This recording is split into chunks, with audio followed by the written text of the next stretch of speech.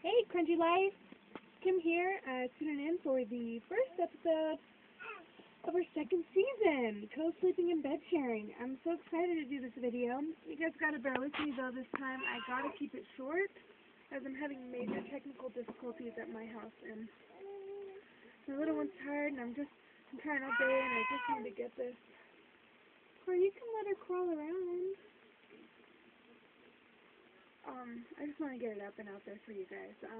Do reference some of the other girls' videos. They made some excellent ones talking about, giving more detail as to why it is so good for mommy and baby to bed share and to co-sleep. And yeah, but I just wanted to give you guys my personal experience, which I've been bed sharing with my infant and my husband on like a double size. I don't even think it's a queen, man. Maybe it's queen size bed.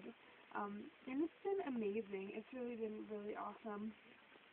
Me and my husband have always been cuddlers anyway, so we're always like really close, and snuggling and stuff, so we don't need like a whole lot of room to like spread out. And having the baby, I mean, I have like a wall that comes like halfway down my bed, and so especially when she was smaller, I could kind of just like open my drawer right there, put a pillow, and she's basically big against the wall, so I slept her on the outside, and it was really amazing. I mean, any of you other co-sleeping mamas out there know how amazing and how heartwarming it is to wake up to your baby. I mean, there's not words to describe like the feeling of like snuggling next to her and her all snuggled in and just totally relaxed and comfortable, and it's really amazing. And not only that, but it has like saved our lives, both of us, with sleeping. I mean, she doesn't even have to open her eyes to let me know that she's ready to nurse, you know? So instead of having to wake up and go into the other room, by the time I hear her crying and she wakes me up, hypothetically, if she was in a crib in her own room, you know, not only is she wide awake, but by the time I get in there, she's freaked out and turn the lights on, and we're both wide awake, you know, but no, man, we don't even have to wake up to nurse, and so she'll nurse a couple times throughout the night. I'm sorry, this angle of my, I had to hold my phone because they're probably going to see weird angles of my face, but, yeah, so, you know, it really is a lifesaver with that, and the connection, the bonding that happens. I mean, we get 8 additional hours a day snuggling, skin to skin, you know what I mean, and that's just awesome. As for intimacy, I made like I don't know what culture it is. I think it's like, I don't know which culture it is, but I had heard that in some cultures, the women don't have sex for months after their pregnancy, after their delivery. And so that was me. I swore off like it wasn't even an option for 3 months. And then my life was so chaotic, whatever. I mean, we weren't even like in that kind of realm where we were trying to jump back into our lives before. We were both doing this a lot and just kind of happy to get through each day, you know. But now that she's a little bit older, we just wait till she's asleep. You know what I mean? And then we go in a different room, or we put her to sleep. If you guys have seen my home tour, which is on the Crunchy Life here, you guys can see my setup is very small, so, yeah, just like, whatever, you gotta get creative, you know what I mean? So usually, like, late at night, when baby's asleep, and, yeah, so yeah, but it really doesn't get in the way. I mean, I don't know. It's been pretty awesome.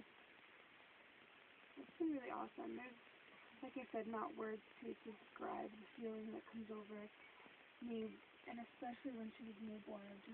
It's just like, it was unfathomable that, like she's just this little baby, but she sleeps just like we do. She sleeps on her side, like with her head tucked in her arms, like she's like a little person right there. It's amazing, and, you know,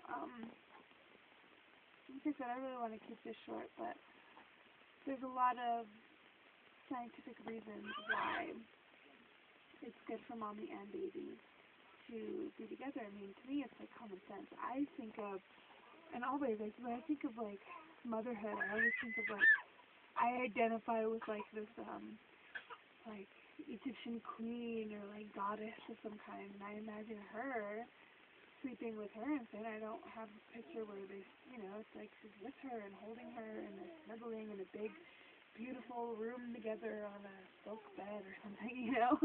I don't know where the thought of you're a woman and you're not even going to be able to sleep next to your baby without killing it.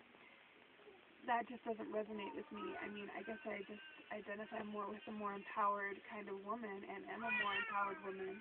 And I know myself, you know, I know that wasn't going to be a problem. Now, of course, you got to trust your instincts and you got to know yourself. If that's not something you really think you could do safely, then that's you as a mother giving your best and using your best judgment to protect your infant. You know what I mean? You got to always do what's good for you and what's good for your family. But if you're considering it or whatever, I mean, definitely give it a go. I mean, I was kind of balls to the wall and didn't really take too many precautions. I mean, I wasn't afraid of snuggling her at all, so I snuggled her. You know what I mean? Like, she was like, we were tucked in and all cuddly. But you can be more careful than that and maybe put her on a pillow or set her farther away. Or I guess at first she wasn't right in me. I kept her like a 6 to 8 inches away. Yeah, and I feel like there's I don't know who they are, a raw family on YouTube. They're like European. I can't remember the name off the top of my head, but I love them. And they have this thick, it's the guy, the man that does it, and he's got a thick accent. But he made a video on bed sharing, and they're like a family of like 5 or something, and they're still all share a bed. He's like, yeah, you know, I'm not going to say that, you know, the pillow might not fall over their face. Like, it will. And then they go, when? And then you move the pillow. Like, you know, it's not like these babies are these foreign things. It's like, that's a piece of you. It's a little person right there. You know what I mean? It's like, if you, for some reason, make your baby uncomfortable, if you roll onto it, or, I mean, you're not going to roll all the way onto it. But if you, like, whatever, if it's uncomfortable, it'll wake up and let you know. You know what I mean? It's not like this baby won't react and like you won't wake up, you know what I mean? So I don't know, that's kind of like my thoughts on it. It's like, yeah, there's been a pillow in her face, but we moved it and she survived. Like, it's okay. Anyways, my battery's gonna die. I gotta go. I'm so sorry that it's heading with this stressful thing. It's just for me, not for you guys watching, but I've made this video like 10 million times and it's just my lord. But don't worry, next week I will have my new hard drive for my laptop and things will be back in motion. So stay crunchy life and stay tuned and I will see you soon. Peace, love, light, all that jazz.